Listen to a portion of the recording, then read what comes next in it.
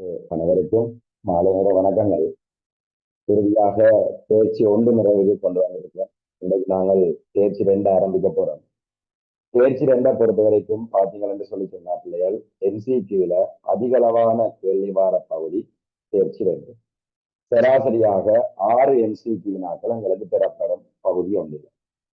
ஆவண்ணா பகுதி, அதாவது செகண்ட் பார்ட்டில ஆனா பகுதியில இல்லை MCQல எங்களுக்கு மினிமம் 6 MCQ வரும். செகண்ட் பார்ட்டில ஆனா பகுதியில 2வது பெரிய வினாவான தனிய நாங்கள் 20 புள்ளிகளுக்கு ஒரு கேள்வி வந்து கேட்போம். விளங்கிருக்கா? இந்த MCQ முக்கியத்துவம் என்ன, செகண்ட் பார்ட்டின் முக்கியத்துவம் என்னன்னு சொல்லி எங்களுக்கு தெரிஞ்சிருக்கு.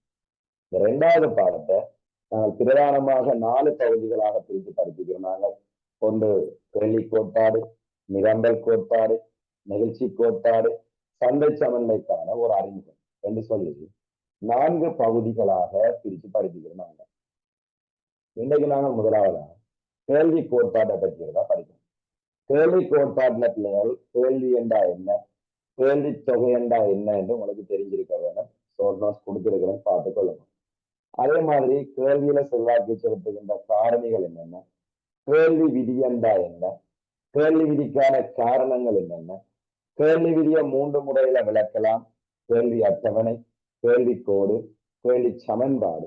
இதுல உங்களுக்கு கேள்வி சமன்பாடு உருவாக்குற ஆற்றல் இருக்க வேணும். QD சமன் ஏசையடிக்கு அதெல்லாம் மிகவும் அடிப்படையான பகுதி படிச்சிருப்பீங்க. அது தவிர கேள்வி தொகை மாற்றம், கேள்வி மாற்றம் என்று சொல்லி ஒரு பகுதி படிச்சிருக்கீங்க. அதே மாதிரி இறுதியாக புறநிலை கேள்வி என்று சொல்லி ஒரு விடயம் படிச்சிருந்தீங்க. இவ்வளவுதான் இந்த கேள்வி கோட்பாட்டினுடைய அவுட்லைன்.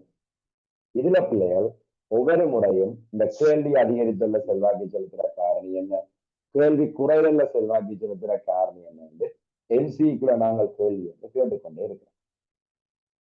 விளங்கிற சொல்லப்பட்ட விஷயம். அப்ப இந்த முறையில் நான் என்னுடைய எதிர்பார்க்கை என்பதை கேள்வி தொகை மாற்றம், கேள்வி மாற்றத்துக்குள்ளே இருந்து கட்டாயம் உங்களுக்கு கேள்வி வர்றதுக்கான வாய்ப்புகள் வந்து இருக்குது.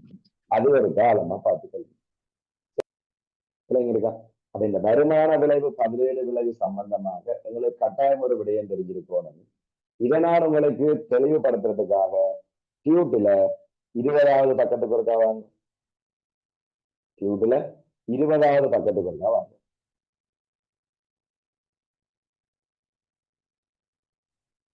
இந்த 20வது பக்கத்துல பாத்தீங்கன்னா பிள்ளைகள் வருமான விளைவு என்று சொல்லி கொடுக்கப்பட்டிருக்கு. பொதுவா நாங்கள் கேள்வி விதிக்கான காரணத்துல